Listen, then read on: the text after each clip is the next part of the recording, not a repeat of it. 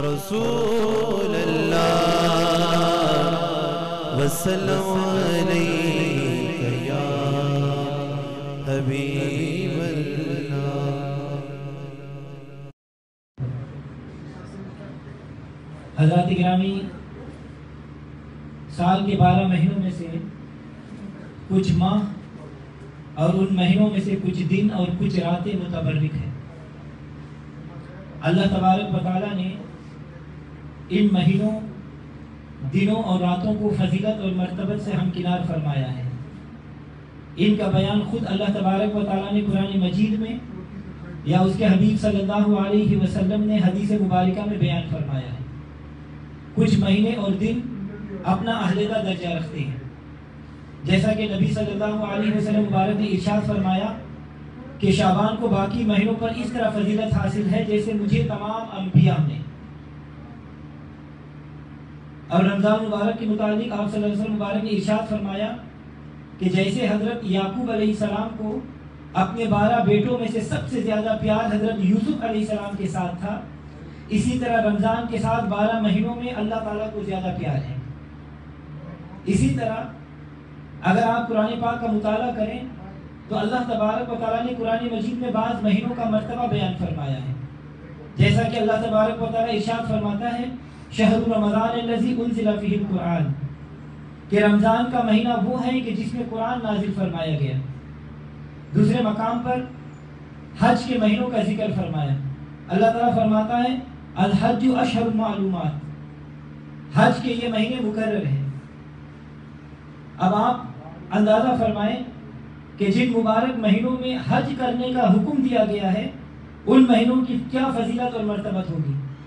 ایسے ہی کچھ ایام اور کچھ راتیں متبرک ہیں، جیسا کہ شب قدر کے متعلق اللہ تعالیٰ ارشاد فرماتا ہے انا انزلناہ فی لیلۃ القدر، بے شک ہم نے قرآن مجید کو لیلۃ القدر میں نازل فرمایا۔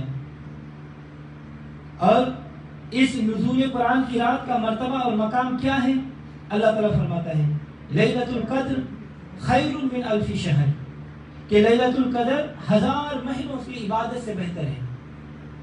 ایسے ہی بعض دن متبرک ہیں۔ اللہ تعالیٰ قرآن پاک میں ارشاد فرماتا ہے وَذَكِّرْهُمْ بِأَيَّامِ اللَّهِ، اے محبوب صلی اللہ علیہ وسلم ان صحابہ اکرام کو اللہ کے دن یاد دلائیے۔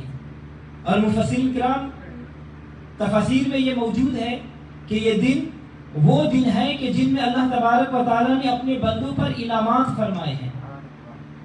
تو اسی طرح مثالیں دینے کا مطلب یہ ہے کہ کچھ مہینہ اور کچھ دن کچھ رات اللہ کے نزدیک متبرک ہے۔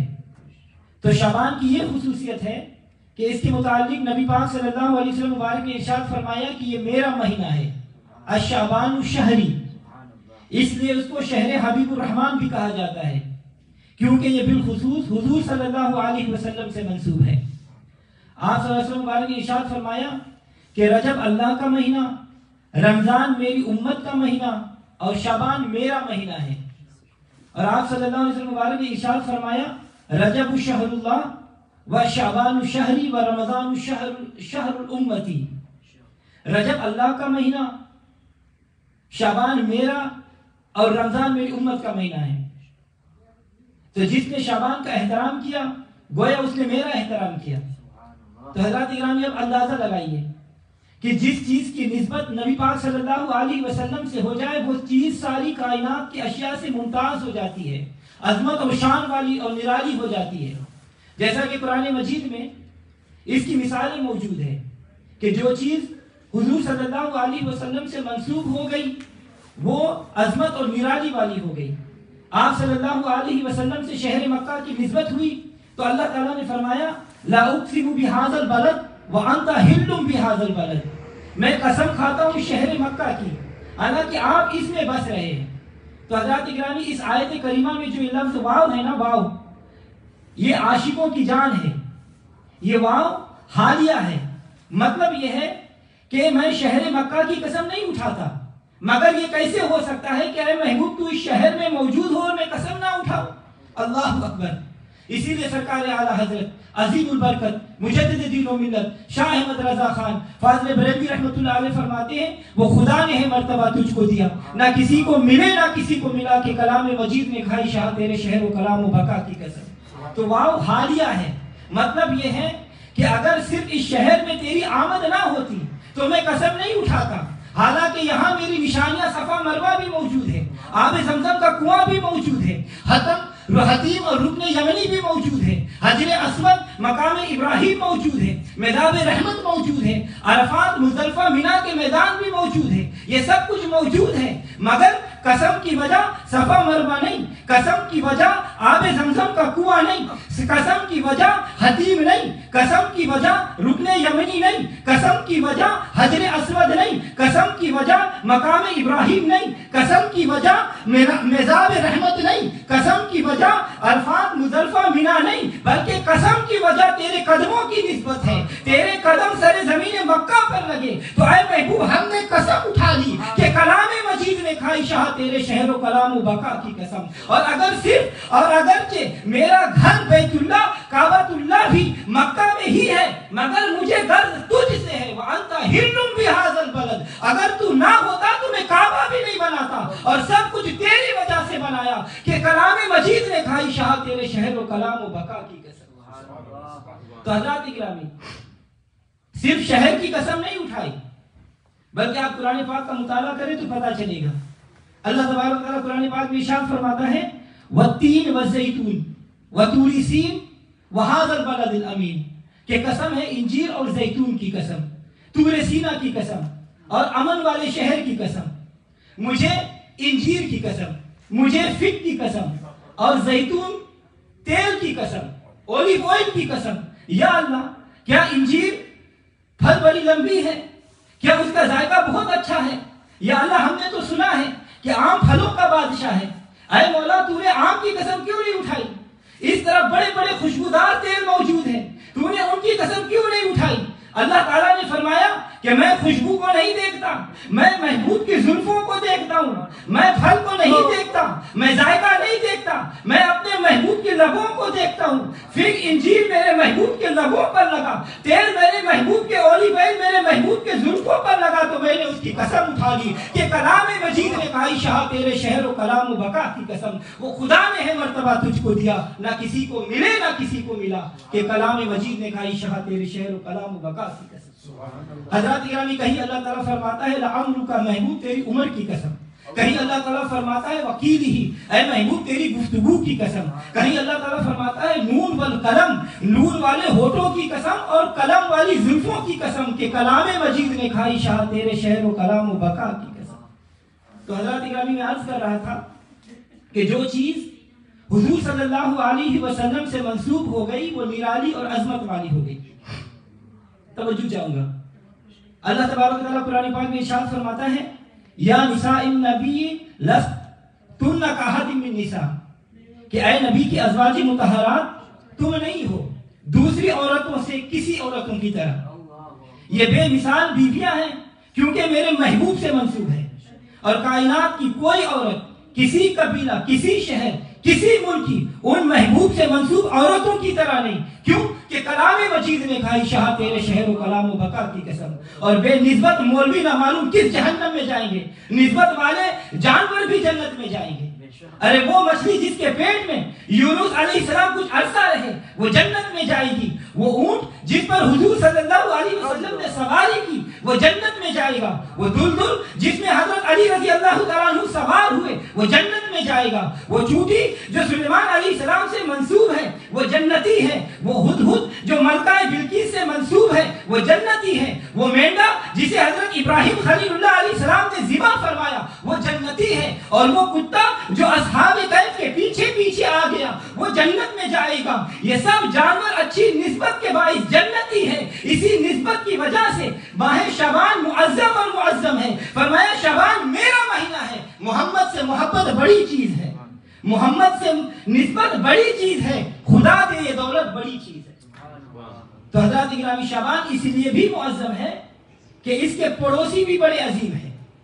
رجب جس میں حضور صلی اللہ علیہ وسلم کو معراج ہوا اس کا پڑوسی ہے، اور رمضان جس میں قرآن مجید نازل ہوا، یہ اس کا پڑوسی ہے۔ اسی لیے حضور نے فرمایا شعبان میرا مہینہ ہے، تم سب سے بہتر امت ہو۔ اللہ تعالیٰ فرماتا ہے کنتم خیر امتی، تم بہترین امت ہو کیونکہ تم میری امت ہو۔ اسی طرح شعبان سب مہینوں سے معظم ہے کیونکہ وہ میرا مہینہ ہے۔ تم بہترین امت ہو کیونکہ میری امت ہو۔ قرآن مجید بہترین کتاب ہے کیونکہ میری کتاب ہے۔ میری کتاب کتابوں سے بہتر، میری امت امتوں سے بہتر، میرا مہینہ مہینوں سے بہتر۔ حدیث مبارکہ میں ہے، حضرت ام سلیم رضی اللہ تعالیٰ عنہ مبارکہ فرماتی ہے کہ حضور صلی اللہ علیہ وسلم دوپہر کو میرے غریب خانے پر تشریف لائے اور آپ صلی اللہ علیہ وسلم مبارک نے قیلولہ فرمایا۔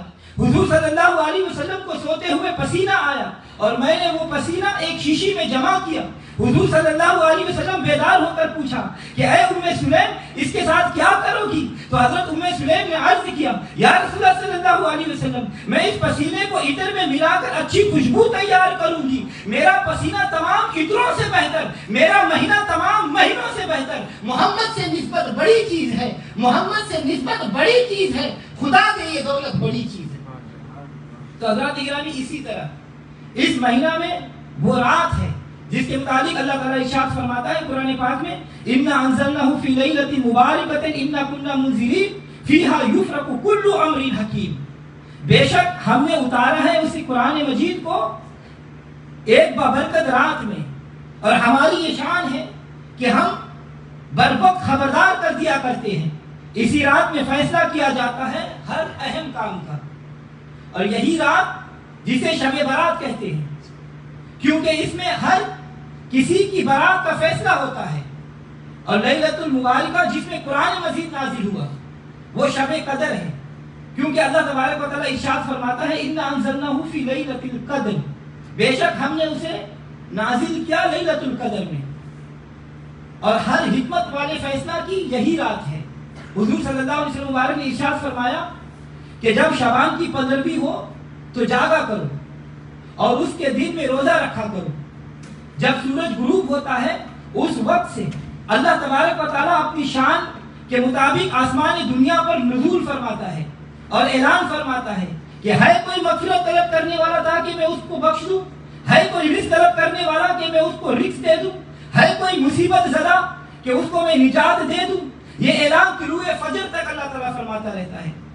خدا خود اپنی رحمتوں سے، اپنے انوار سے، اپنی برکات سے پہلے آسمان پر طلوع اجلال فرماتا ہے اور آواز دیتا رہتا ہے کوئی مجھ سے مانگنے والا کہ میں اسے عطا کر دوں؟ تو مانگ تو صحیح، عطا نہ کروں اور تیرا دامن بھر نہ دوں تو مجھے خدا نہ کہنا۔ ہم تو مائل پر کرم ہے، کوئی سائل ہی نہیں، ہم تو مائل پر کرم ہے، کوئی سائل ہی نہیں، راہ دکھائے کسے، کوئی رہبر پر منزل ہی نہیں۔ تو مانگ، مجھ سے رزق مانگ، مجھ سے اولاد مانگ، مجھ سے کاروبار مانگ، مجھ سے مدینے کی ہوا مانگ، مجھ سے کعبہ کی فضا مانگ۔ آج اپنے دامن کو نہ دے، اس کی عطا کو دے۔ اب تنگی داماں پہ نہ جا، مانگ ارے مانگ، اب تنگی داماں پہ نہ جا، مانگ ارے مانگ، ہے آج وہ مائل باتا، مانگ ارے مانگ، مانگ گناہوں کی بخشش مانگ، مانگ درد دل اور حسن نظر مانگ۔ اسی لیے علامہ سائن چشتی رحمت اللہ علیہ فرماتے ہیں کہ مانگ لو چشم تر مانگ لو، مانگ لو چشم تر مانگ لو، درد دل اور حسن نظر مانگ لو، کملی والے کی نگری میں گھر مانگ لو، کملی والے کی نگری میں گھر مانگ لو، مانگنے کا مزہ آج کی رات ہے۔ آؤ اللہ کی بارگاہ میں ہاتھ پھیلاؤ اور عرض کرو کہ تو نے صحت تندرستی عطا فرمائی ہے، ہر نعمت عطا فرمائی ہے، یا اللہ ہمیں اپنے خزانوں سے مزید عطا فرما۔ تیرے کرم سے بے نیاز کون سی شے ملی نہیں، تیرے کرم سے بے نیاز کون سی شے ملی نہیں، جھولی ہی میری تنگ ہے تیری یہاں کمی نہیں۔ آج دریائے رحمت جوش میں ہے، دست سخی کشادہ ہے، پہلے آسمان سے بار بار ندائیں اور بار بار صدائیں آ رہی ہیں کہ مانگو میرے بندو، مجھ سے مانگو، اور ساری رات ندائیں ہوتی رہے گی، ساری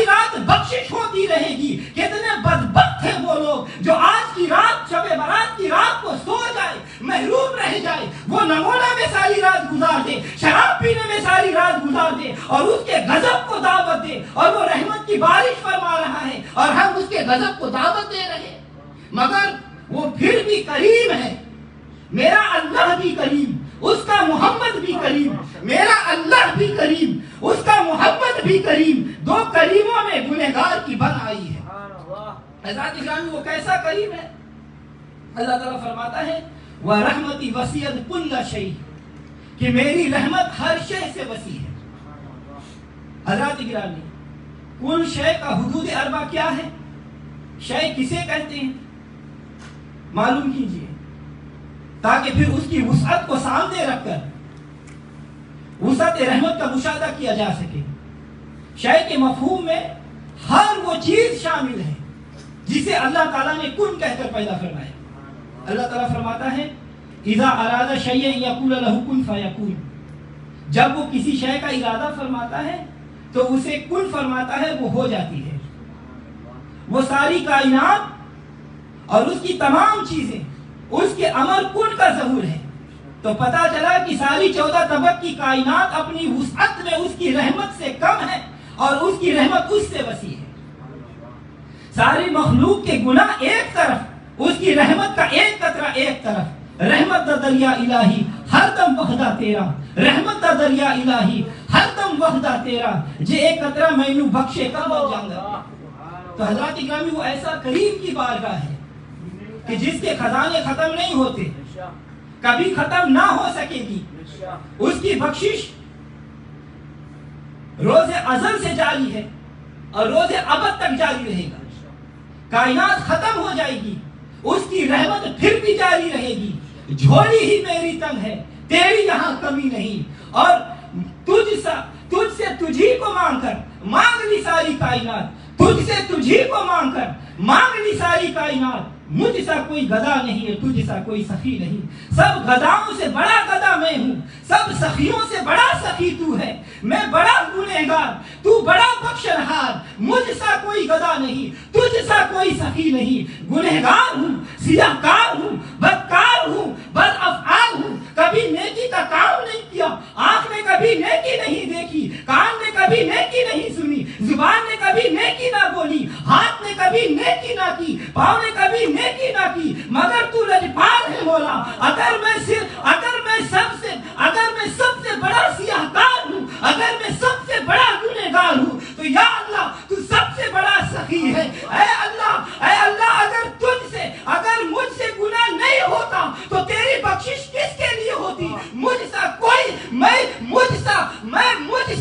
گدا کوئی نہیں، مجھ سا گدا کوئی نہیں، اور مجھ سا کوئی گدا نہیں۔ یا اللہ تجھ سا سخی کوئی نہیں۔ میں نے پچھلی تاریخوں میں یہ پڑھا ہے کہ ننگے پاؤں پھرنے والا آدمی جو پہلے شراب خانے کا مالک تھا، بعد میں ولیوں کا سردار بن گیا، ہر وقت شراب کے نشے میں مست رہنے والا، 24 گھنٹے شراب کھانے میں گزارنے والا، بس اس کی رحمت ہو گئی تو اپنے وقت کے ولیوں کا سردار بن گیا۔ اللہ کی رحمت بہانہ تلاش کرتی ہے۔ پیچھے جا رہے تھے، راستے میں دیکھا کہ ایک کاغذ پڑا ہوا ہے، اس میں بسم اللہ الرحمن الرحیم لکھا ہوا ہے، مگر وہ کاغذ کسی گندگی میں پڑا ہوا ہے۔ دیکھتے ہی ضمیر جاگا، ایمان میں جوش آیا، کاغذ اٹھایا، اسے صاف کیا، اسے عطر لگایا، اسے چوم کر اس کو خوشبو لگا کر اس کو کسی اونچی جگہ پر رکھ دیا، اللہ تعالیٰ کے نام پر کہ یہ اللہ کہا کہ یہ تیرا مقام ہے۔ بس رنگ لگ گیا، بس رنگ چڑھ گیا، ولیوں کا سردار بن گیا۔ مجھ سا گدا نہیں، تجھ سا سخی نہیں، مجھ سا کوئی گدا نہیں، تجھ سا کوئی سخی نہیں۔ ہاں تیری شان یہ ہے فَإِنَّكَ غَفُورٌ رَحِيمٌ، تو غفور بھی ہے، تو رحیم بھی ہے، تو ستار العیوب بھی ہے۔ ساری عمر شراب کھانے میں گزارنے والے کو ولیوں کا سرتاج بنانے والے نظر رحمت فرما، مجھ سا کوئی گدا نہیں، تجھ سا کوئی سخی نہیں۔ سب مل کر کہو، ہو سکتا ہے کہ یہ قبولیت کی گھڑیاں ہو، اپنے گناہ اپنے روبرو کرو اور کہو کہ مجھ سا کوئی گدا نہیں، مجھ سا کوئی گدا نہیں، تجھ سا کوئی سخی نہیں۔ بشر حافی اپنے شراب کھانے گئے تو اللہ نے فرشتوں کو بھیجا۔ حضرات گرامی میں یہ بتاؤ توجہ چاہوں گا کہ صبح و شام شراب پینے والا، شراب کھانے میں جانے والا بڑا گنہگار ہے یا 5 وقت مسجد میں آنے والا؟ कौन बड़ा गुनहगार है? शराब पीने वाला या मस्जिद में आने वाला? गुनाह बड़ा है या उसकी रहमत? अगर वो बख्शा जा सकता है तो मैं और आप क्यों नहीं बख्शे जा सकते? शर्त ये है कि जरा दिल से ये कहो कि मुझ सा कोई गदा नहीं, मुझ सा कोई गदा नहीं, तुझ सा कोई सखी नहीं। अल्लाह ने फरमाया, ऐ फरिश्ते जा शराब खाने में। फरिश्तों ने अर्ज किया, या अल्लाह समझ नहीं आई, एक नूरी को शराब खाने भेज रहा है। अल्लाह ने फरमाया, मैं नूरी की नूरानियत को देखूं या अपनी रहमत को देखूं? याद करो, एक बुत परस्त जो सारी सारी रात अपने बुत के सामने खड़े होकर या सनमी पुकार रहा था, एक दिन रात के पिछले पहलू से ऊँग आ गई, नींद आ गई और गलती से उन्होंने या सनमी की जगह या समझी निकल गया। अल्लाह ने फरमाया, ए फरिश्ते जाओ बुत खाने में, अब एक मेरा बंदा मुझे पुकार रहा है, उसे मेरी तरफ से ये जवाब दे दे, लब्बैक या अब्दी, लब्बैक या अब्दी, ऐ मेरे बंदे में हाजिर हूँ, ऐ मेरे बंदे में हाजिर हूँ। या अल्लाह, वो सनम का पुजारी सारी उम्र या सनमी कहता रहा, आज गलती से उन्होंने या समझी कह दिया है। अल्लाह ने फरमाया कि यही तो एक बात है कि उसने मुझे गलती से पुकारा, अगर मैंने उसे जवाब ना दिया तो वो भी मुझे अपने बुतों की तरह समझने लगेगा। हक परस्तों की अगर तूने दिलजोई नहीं की, हक परस्तों की अगर तूने दिलजोई नहीं की, ताना देंगे बुत के मुस्लिम का कोई खुदा नहीं।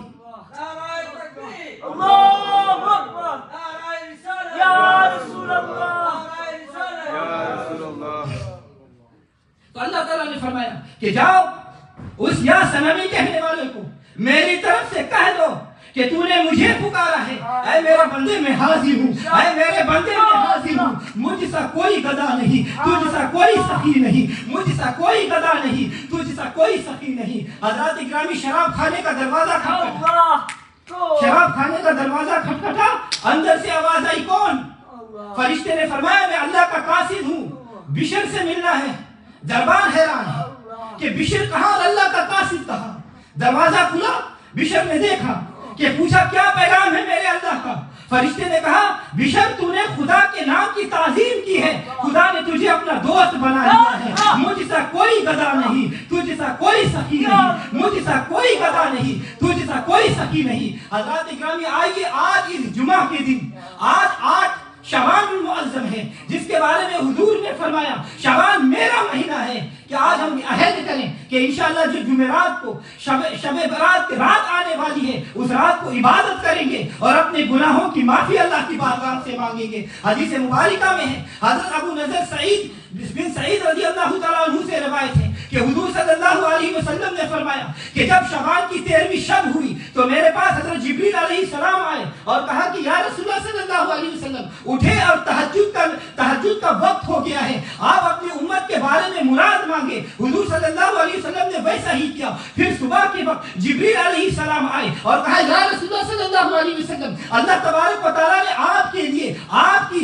तिहाई उम्मत को बख्श दिया। बस हुजूर सल्लल्लाहु अलैहि वसल्लम रोए और कहा कि ए जिब्रील, बाकी 2 तिहाई का क्या हाल है? जिब्रील अलैहिस्सलाम ने अर्ज किया, या रसूल अल्लाह, मुझे मालूम नहीं। फिर दूसरी रात आप सल्लल्लाहु अलैहि वसल्लम के पास जिब्रील अलैहिस्सलाम आए और कहा कि या रसूल सल्लल्लाहु अलैहि वसल्लम, उठे और तहज्जुद पढ़े। हुजूर ने वैसा ही किया। फिर जिब्रील अलैहिस्सलाम आपके पास सुबह के वक्त आए और कहा कि या रसूल अल्लाह, अल्लाह ताला ने आपकी 2 तिहाई उम्मत को बख्श दिया। हुजूर सल्लल्लाहु अलैहि वसल्लम ने रो कर कहा कि बाकी तिहाई का क्या हाल है? हज़रत जिब्रील अलैहिस्सलाम ने कहा कि मुझे इसकी कोई खबर नहीं। फिर जिब्रील अलैहिस्सलाम ने शबे बरात की रात हुजूर सल्लल्लाहु अलैहि वसल्लम के पास आकर कहा कि या रसूलुल्लाह सल्लल्लाहु अलैहि वसल्लम, आपके लिए खुशखबरी है कि जो लोग अल्लाह ताला का किसी को शरीक नहीं समझते, तमाम उम्मत को अल्लाह ने बख्श दिया। या रसूलुल्लाह, अपना सर आसमान की तरफ करो और देखो। हुजूर सल्लल्लाहु अलैहि वसल्लम ने नजर उठा कर देखा तो आसमान के दरवाजे खुले हैं और फरिश्ते पहले आसमान से अर्श तक हुजूर सल्लल्लाहु अलैहि वसल्लम की उम्मत के लिए सजदे में गिरकर इस्तिगफार कर रहे हैं। और आसमान के हर दरवाजे पर एक फरिश्ता है। पहले दरवाजे पर एक फरिश्ता पुकार कर कहता है कि बशारत है, खुशखबरी है उस शख्स के लिए जो इस रात को तौबा करता है। और दूसरे दरवाजे पर एक फरिश्ता पुकार कर कहता है कि खुशखबरी है उस शख्स के लिए जो उस रात को सजदा करता है। और तीसरे दरवाजे पर एक फरिश्ता पुकार कर कहता है कि खुशखबरी है उस शख्स के लिए जो इस रात को जिक्र करता है। और चौथे